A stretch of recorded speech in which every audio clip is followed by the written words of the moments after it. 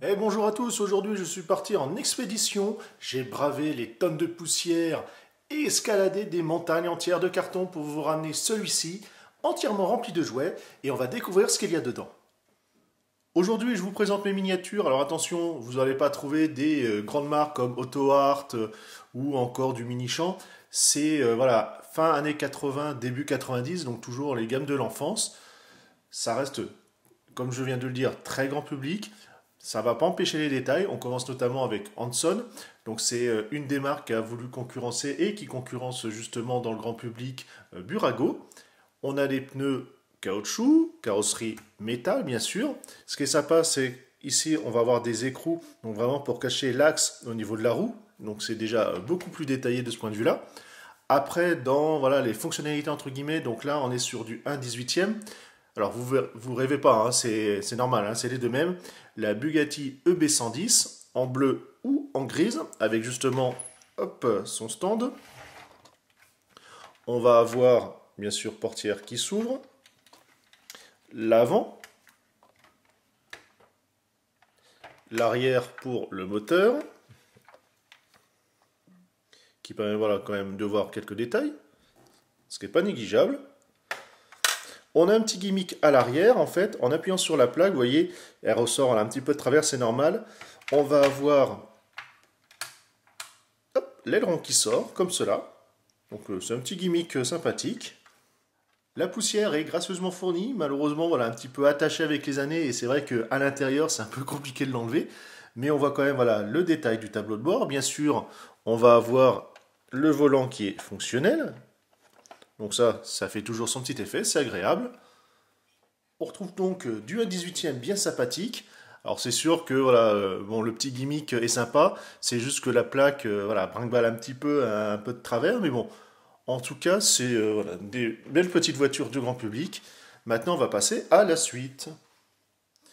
Burago, l'un des leaders voilà, sur le marché européen. Alors, bien sûr, à l'heure d'aujourd'hui, depuis quelques années, vous avez les gammes Elite qui sont vraiment, on va dire, vraiment collectionneurs à ce moment-là. On quitte le domaine de Monsieur Tout le Monde. Vous n'en trouverez pas, puisque je vous le rappelle, la partie de ma collection, voilà, c'est vraiment fin 80, début 90. Il n'empêche qu'on a toujours quelques détails, cette fois-ci avec du 1/43e, avec la Lancia Stratos. Alors, malheureusement, il n'y a pas de sticker sur les phares. De mémoire, il n'y en a jamais eu. Encore très bien conservé. Bon, on voit malheureusement que le chrome, effectivement, c'est un peu barré au niveau des roues. Les portières, voilà, il n'y a rien de fonctionnel. Mais en tout cas, voilà, pour un modèle que j'adore, une petite Stratos comme ça, c'est quand même bien sympathique. Alors, bien sûr, elle n'a pas les couleurs voilà, façon Welljack, hein, entre guillemets. Mais en tout cas, elle est quand même bien jolie comme ça. Et puis, ça change un petit peu. La Jeep CJ7, alors celle-ci, elle est vraiment très ancienne. C'est de mémoire, voilà, aussi loin que je peux me rappeler, la plus ancienne miniature que je vais avoir, avec un autre modèle que vous verrez un petit peu plus tard. Alors malheureusement, qui a beaucoup souffert, hein. On voit que bah, le pare-choc à l'avant est cassé. Ici, on n'a même plus le pare-brise. Je ne me rappelle même pas d'avoir eu un pare-brise, c'est pour dire. Donc, apparemment, il devait aussi y avoir des montants. Ça aussi, je n'ai plus de souvenirs. Là, par contre, on voit qu'il n'y a pas de direction, hein. C'est vraiment du très très basique. Le volant a pris cher également. Mais en tout cas, on a voilà, la carrosserie métal, toujours les pneus en caoutchouc. Bon, là, maintenant, avec les années, malheureusement, ils sont très très durs. Un modèle qui me tient particulièrement à cœur, c'est ma première F1, voilà, et même tout simplement l'une des très rares. Mais en tout cas, c'est la Ferrari 126 C4, donc numéro 27. On va avoir bien sûr les roues fonctionnelles, parce que le volant va tourner. On voit ainsi tous les triangles de suspension et autres. Alors bien sûr pas fonctionnels, hein, mais enfin un petit peu, hein, mais on va pas très loin, c'est plus le jeu dans l'axe. Hein. L'arrière ici va un petit peu se déformer pour faire le système de suspension. Donc un petit peu de chrome passé également. Le cockpit, bon voilà, enfin, le poste de pilotage qui est vraiment très léger. On va avoir les sorties d'échappement justement avec une partie du moteur qu'on commence à apercevoir. Là, par contre, le caoutchouc, pareil, très très très dur. L'avant également. Mais qui roule voilà, toujours aussi bien. Et bien sûr, ça ne change pas quasiment. Enfin, de toute façon, tous mes modèles sont en carrosserie métal. On reste dans le 1/24e avec la Ferrari Testarossa. Donc, bien sûr, rouge. Alors, malheureusement, elle a perdu son logo avec les années à l'avant de Ferrari. Donc, sur son socle, les pots d'échappement. Bien sûr, on va avoir l'ouverture pour le moteur comme cela de visible. Les portières fonctionnelles. Toujours la direction voilà, qui fonctionne. C'est un peu austère, mais c'est normal. Hein. L'époque et la gamme voulaient ça. Alors l'avant ne va pas s'ouvrir. Les phares non plus. La Citroën 15 chevaux TA de 1938, toujours un 24e avec son support. Donc entièrement voilà, noir, magnifique, hein, encore quelques grains de poussière ci et là. Les chromes voilà, tiennent toujours, c'est sûrement l'une qui est en meilleur état avec les années. Bon, en sachant que celle-ci est quand même un peu plus récente et n'a servi que au display. Je n'ai jamais joué avec. On retrouve voilà, tous les détails de cette fameuse traction. Bien sûr, on va avoir portière. Alors, à l'arrière, par contre, ça, c'est fixe. Pareil pour la malle arrière. L'avant va s'ouvrir. Alors, c'est pas super pratique et un peu fragile. Vous avez ici ce petit bitonio, ce qui permet d'admirer le moteur. Bon, très succinct, mais bon, on peut quand même. Alors, l'autre côté, bien sûr, s'ouvre également. Les pneus, toujours caoutchouc. Ça change pas. La fameuse calandre, voilà, qu'on connaît tous. Bien sûr, on garde toujours la fonctionnalité de la direction. Bon, ça bouge plus de gauche à droite que de rotation, mais bon, on peut. On finit par la Porsche 935 TT. Alors, les décals voilà, sont un peu abîmés, c'est normal, puisque c'est un kit, une maquette. Donc forcément, avec les années, c'est devenu voilà, très cassant, ça s'en va tout seul. C'est voilà, à peine effleuré, à faire attention.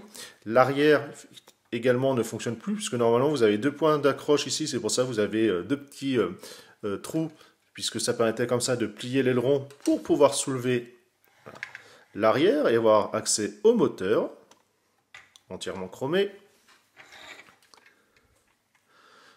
On va avoir portière, et on ne change pas une équipe qui gagne, c'est-à-dire la direction fonctionnelle. Notez également voilà, le levier de vitesse entièrement chromé.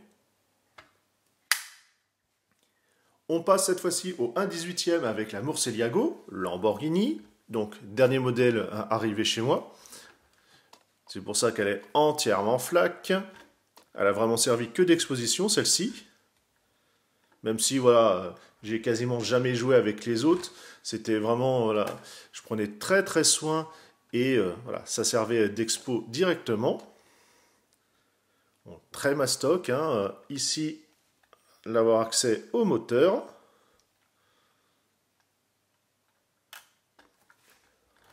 Continue à tourner, toujours caoutchouc, ça ne change pas. La direction fonctionnelle, bon voilà, je ne vais pas vous remontrer comment ça fonctionne. Il y a un petit gimmick sympathique. Ici, vous voyez, vous avez ce petit voilà, bouton. Hop, et en fait, c'est sur un système de ressort, ça va ouvrir directement comme ça les portières.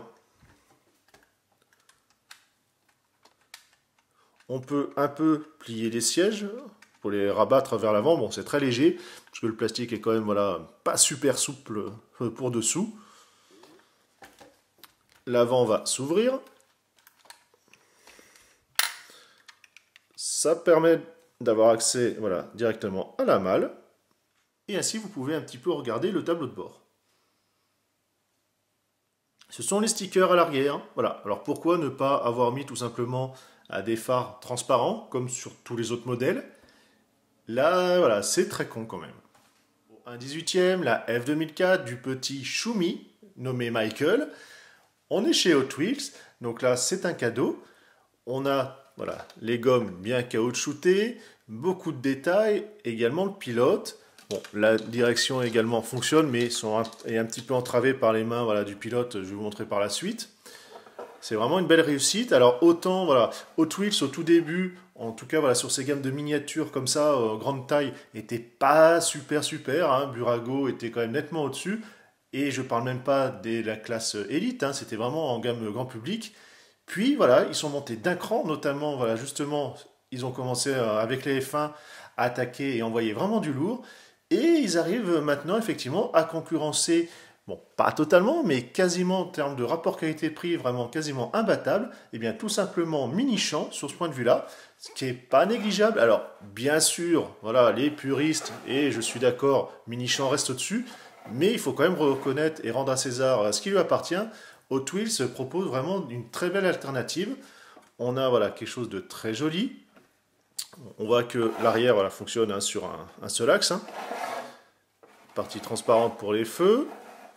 Justement, le pilote, vous allez pouvoir voilà, un peu mieux admirer au niveau direction. Donc, vous voyez, un petit peu entravé. Bon, il n'a pas les mains collées, encore une chance, sinon ça ne pourrait pas tourner.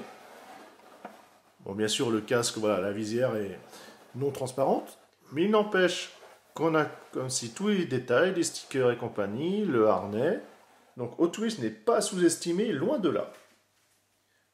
Retour à un 24e avec Mesto. Alors, on va déjà commencer par la petite Viper. Comme vous pouvez voir sur cette RT10, là aussi, on n'a pas les axes voilà, qui vont dépasser. Hein. C'est bien caché. Donc ça, c'est un bon point. Toujours carrosserie métal. On a l'intérieur avec la direction fonctionnelle. Ça ne change pas.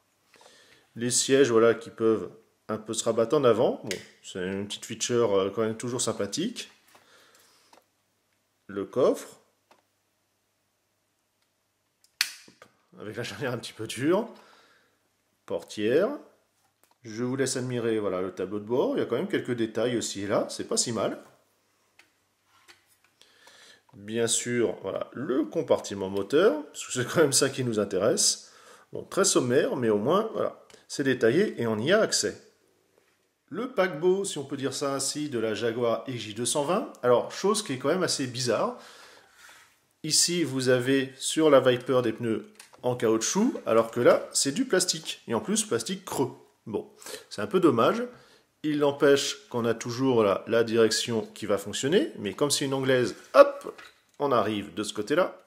Avec toujours voilà, quelques compteurs dessinés ici et là, enfin en tout cas en sticker. Le siège, voilà, on peut... Alors lui, par contre, autant l'autre, c'était sur un plastique qui se déformait. Là, on a carrément une articulation. On peut voir l'arrière, bien sûr la plaque pour rappeler le modèle que c'est.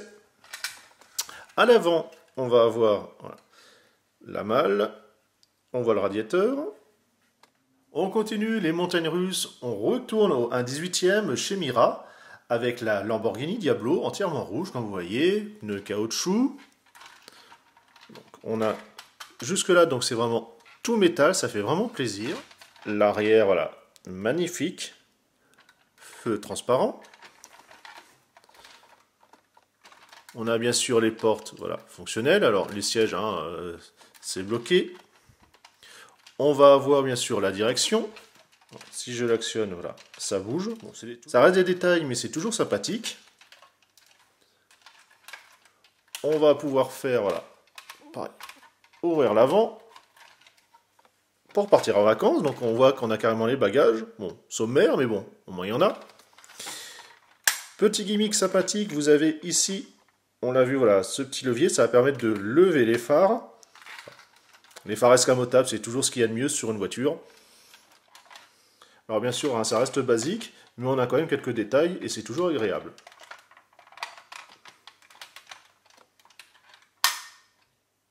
De chez Polystyle, Harley Davidson, la Electra Glide classique, donc en version sidecar. Bon, alors, il va manquer à l'arrière ici, on a le feu normalement avec la plaque. Pourtant, il me semblait l'avoir, donc il est peut-être resté dans le carton malheureusement derrière. En tout cas, voilà, le moteur est bien détaillé, c'est entièrement métal, comme la carrosserie, voilà, garde-boue, etc. C'est, enfin, réservoir, pardon, hein, c'est vraiment magnifique. Également, la partie, voilà, au niveau du sidecar, ben, là aussi, c'est carrément une coque métal. Donc c'est pour ça que c'est assez lourd. Hein. Vous avez une suspension à l'arrière, l'avant aussi, bon, il ne me semble pas qu'elle ait été fonctionnelle. Hein. Il n'y a pas de ressort dedans, c'est juste voilà, un système de glissière. On a les cale-pieds qu'on peut voir. Donc chromé, voilà, malheureusement, un peu passé. La poussière est toujours gracieusement fournie. Malheureusement, quelques traces de colle, hein, puisque la vitre, enfin la bulle se barrait. Pareil, guidon ici entièrement métal.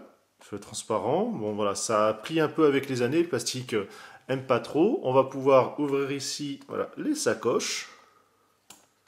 J'avais sorti de son écrin, il n'empêche qu'on voit que les portières voilà, sont fonctionnelles. Bon, ça va s'arrêter à ça. Les pneus, je vous dirais apparemment c'est du plastique dur. Et oui, je pourrais l'ouvrir mais j'ai pas envie. C'est un cadeau d'anniversaire là aussi. Donc ça reste assez basique hein, de ce point de vue-là. Bon, après, voilà, vu la taille, il ne faut pas trop en demander. On termine par du 1,43e. Petite suspension, voilà. On va avoir les portières fonctionnelles. Et puis, bien sûr, c'est tout. Entièrement métal. Donc, marche chinoise. On a quand même l'intérieur voilà, avec le volant. Là aussi, très peu joué. Je m'en servais vraiment plus comme décoration. Et donc, vous l'avez tous reconnu, c'est la Lamborghini Countach. Ou Countach. Autant, voilà, je ne vous demande pas de parler de votre dernière acquisition, compagnie, forcément, mais je vous rappelle vraiment le principe de cette vidéo, c'est sur ce que vous aviez eu durant votre enfance, savoir est-ce que vous avez toujours, par quelle marque vous avez pu commencer. Alors, vous avez peut-être arrêté, si on peut dire, la collection, même si vous ne l'avez pas vraiment vu à cet âge-là que c'était une collection, ou est-ce que ça vous a justement permis de faire un tremplin et de vous lancer vers toujours les mêmes marques, continuer comme ça un petit rapport qualité-prix sympathique ou carrément aller sur de l'auto art, du mini champ et encore plus au-dessus. Je vous laisse débattre, savoir voilà, peut-être vous avez vu ou voilà, un modèle reconnu que vous aviez ou avoir voulu voilà, étant enfant. Nous sur ce, on se dit à la prochaine, allez bye bye.